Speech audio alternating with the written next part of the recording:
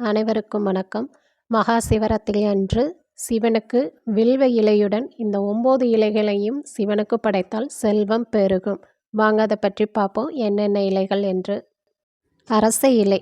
ஸ்கந்த புராணத்தில் குறிப்பிட்டுள்ளதன்படி அரச மரத்தின் அடியில் பிரம்மாவும் நடுபாகத்தில் மகாவிஷ்ணுவும் இலைகளில் சிவபெருமானும் வசிப்பதாக ஐதீகம். இதனால் அரச மரத்தில் ஒவ்வொரு பாகமும் புனித தத்துவம் வாய்ந்ததாகும். அரச இலைகள் சிவலிங்கத்துக்கு படைத்து வழிபடுவது வில்வ இலைகளை படைத்து வழிபடுவதற்கு சமமாகும். தினமும் அரச இலைகளை சிவலிங்கத்திற்கு படைத்து வழிபடுவது மிகவும் விசேஷமானதாகும். அடுத்த ஆலம் இலை. பல இந்து வேதங்கள் மற்றும் புராணங்களின்படி ஆலமரம் என்பது அழிவில்லாத நிலைத்தன்மை அடையாளம் ஆகும். அழியாமை என்பது பிறப்பு இறப்பை குறிப்பதல்ல. அதனால் திருமணம் போன்ற விசேஷங்களுக்கு ஆலமரத்தின் பாகங்கள் பயன்படுத்தப்படுவதில்லை. அதே சமயம் பிரபஞ்ச ஆன்மாவின் தாவர உருவமாக ஆலமரம் கருதப்படுகிறது. சிவபெருமான் ஆலமரத்தின் அடியில் வீற்றிருந்து மரண பயத்தை போக்குவதாக ஐதீகம். இதனால் சிவனுக்கு ஆலமரத்தின் இலைகளை சமர்ப்பித்து வழிபட்டால் நீண்ட ஆயுளை அருள்வருதுடன் துன்பங்களையும் போக்குவதாக ஐதீகம். அடுத்து அசோகா இலை. இந்துக்களின் மிகவும் புனிதமான மரங்களில் ஒன்று அசோகா மரம். இது நேர்மறை ஆற்றல்களை அதிகம் ஈர்க்கக்கூடியதாகும். அதனாலேயே அசோகா இலை அதிகமான மத சடங்குகளில் பயன்படுத்தப்படுகிறது. குழந்தை வர வேண்டும், பிரச்சனைகள் தீர வேண்டும், சமூகத்தில் உயர்ந்த மதிப்பு மரியாதையுடன் வாழ வேண்டும் என்கிறவர்கள் சிவபெருமானுக்கு அசோக இலைகளை படைத்து வழிபடலாம். மாவிலை. மாவிலையின் மகிமைகளை சொல்ல வேண்டியதே கிடையாது. மாமரத்தின் இலைகள் மங்களத்தின் அடையாளமாகும். அதனாலேயே வீட்டின் நுழைவு வாயில் மாவிலை தோரணம் கட்டப்படுகிறது.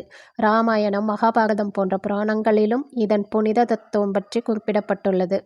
சிவபெருமானுக்கு மாவிலை படைத்து வழிபடுவதால் அபரிதமான செல்வ செழிப்பை அவர் வழங்குகிறார். அடுத்து வெற்றிலை. சிவபெருமானுக்கு மிகவும் பிடித்தமான பொருட்களில் ஒன்று வெற்றிலை. இதனாலேயே மத சடங்குகளின் போது வெற்றிலை பயன்படுத்தப்படுகிறது. வெற்றிலையை சிவலிங்கத்திற்கு படைத்து வழிபடுவதால் எப்படிப்பட்ட மனநல பாதிப்பு அல்லது மன அழுத்தம் இருந்தாலும் அதிலிருந்து விடுபட முடியும். அடுத்து மாதுளை இலை.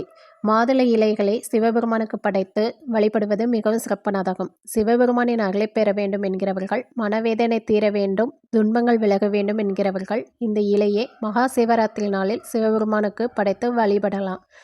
அடுத்து வன்னி இலை. வன்னி இலை சனி பகவானுக்கு மிகவும் விருப்பமானதாகும். இந்த இலைகள் சிவலிங்கம் மற்றும் விநாயகருக்கு படைப்பதற்கு மிகவும் ஏற்றதாகும். மகா சிவராத்திரி அன்று சிவலிங்கத்திற்கு கங்கை நீரால் அபிஷேகம் செய்ய வேண்டும். அதற்கு பிறகு வில்வத்துடன் வன்னி இலைகளும் சேர்த்து படைக்க வேண்டும். இதனால் சனி தோஷம், சனியின் தாக்கத்திலிருந்து விடுபடலாம். அடுத்ததாக ஓமத்த இலை. ஓமத்த இலைகளை சிவலிங்கத்துக்கு படைப்பது மிகவும் சிறப்பானதாகும். சிவ வழிபாட்டின் போது ஓமத்த இலைகளை படைத்து வழிபட வேண்டும். இது விஷத்தன்மை உடையது என்றாலும் மருத்துவ குணம் நிறைந்ததாகும். ஓமத்த இலைகளை சிவலிங்கத்தின் மீது படைத்து வழிபடுவதால் பக்தர்களின் உள்ளங்களில் இருக்கும் கெட்ட எண்ணங்கள் நீங்குகிறது. அருகம்புல். விநாயகர் பெருமானுக்கு மிக விருப்பமான அருகம்புல் சிவலிங்கத்துக்கும் படைக்க வேண்டிய மிக முக்கியமான பொருளாகும்.